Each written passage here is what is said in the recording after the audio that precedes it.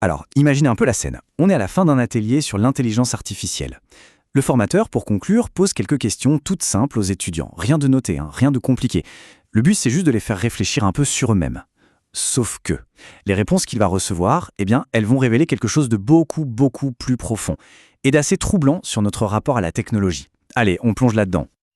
Alors, quelles étaient ces fameuses questions? Des choses comme comment est-ce que les outils no-code pourraient s'intégrer dans un futur métier? Ou quelles compétences humaines resteront vraiment essentielles? Et puis, quelle a été la prise de conscience principale pendant ce cours? On voit le genre. C'est ouvert, c'est personnel. On ne demande pas une réponse technique, mais un peu d'introspection. L'idée, c'était vraiment d'amener les étudiants à se projeter, à réfléchir à leur parcours, à leur avenir. Bref, un petit exercice pour mûrir, tout simplement. Et franchement, le formateur n'attendait pas la lune. Le but, c'était pas d'avoir un essai parfait, une dissertation super bien ficelée. Non.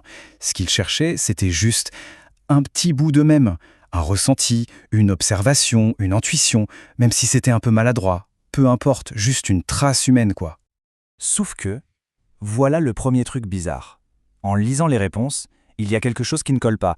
Les textes sont impeccables, super bien écrits, cohérents, bien structurés, pas une faute, pas une hésitation. En fait, ils sont parfaits, mais trop parfaits. Une perfection un peu étrange, presque mécanique. Et là, le chiffre tombe. Et il fait mal. 80%. Oui, 80% des réponses étaient clairement, sans l'ombre d'un doute, générées par une intelligence artificielle. La grande majorité des étudiants n'avaient pas répondu aux questions non. Ils avaient fait répondre une machine à leur place. Et c'est là que le contraste est juste saisissant. On attendait quoi? Un détail personnel? Une petite nuance unique qui montre qu'il y a eu une vraie réflexion? Et au lieu de ça, on a quoi? Des textes lisses, super propres, mais complètement interchangeables. Des réponses totalement impersonnelles à des questions qui, par nature, étaient profondément personnelles.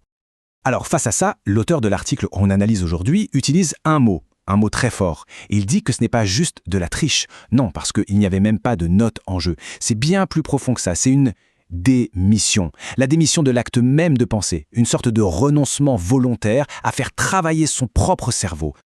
La citation exacte, elle est géniale. Les étudiants n'ont pas seulement délégué la formulation, ils ont délégué la pensée elle-même. Et ça, c'est vraiment le cœur du problème. Ils n'ont pas juste demandé à l'IA de mieux écrire une idée qu'ils avaient déjà. Non. Ils ont tout externalisé.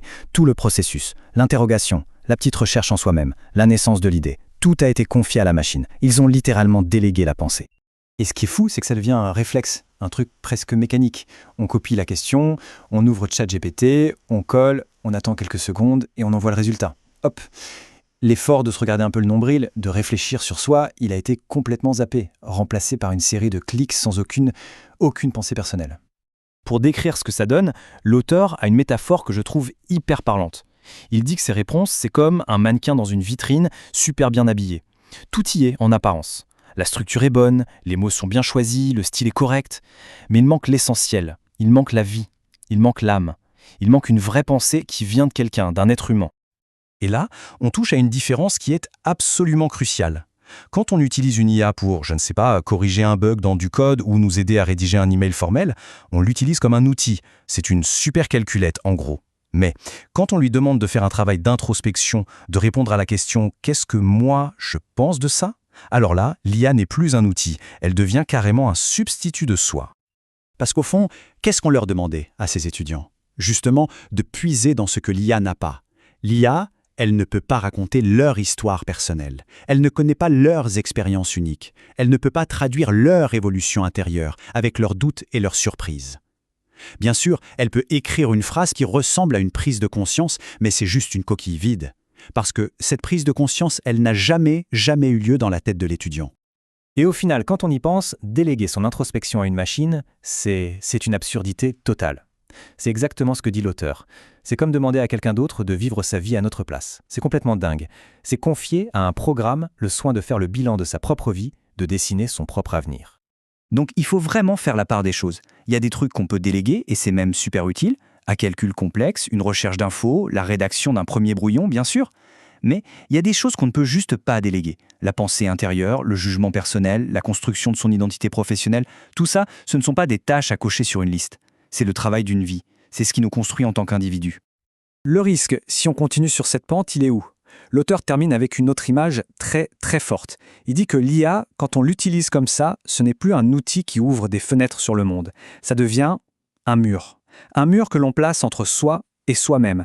Un mur qui empêche de se rencontrer, de se poser les bonnes questions et finalement de se connaître. Et tout ça, ça nous amène à une dernière question, une question qui dépasse de très loin cette simple salle de classe. Ce réflexe, cette espèce de démission de la pensée, est-ce que ce n'est pas le symptôme de quelque chose de bien plus vaste? Si à chaque fois qu'un outil peut penser à notre place, on décide de ne plus le faire nous-mêmes, alors qu'est-ce qu'on est en train de devenir? Voilà la question que cette histoire nous pose, et franchement, elle donne un peu le vertige.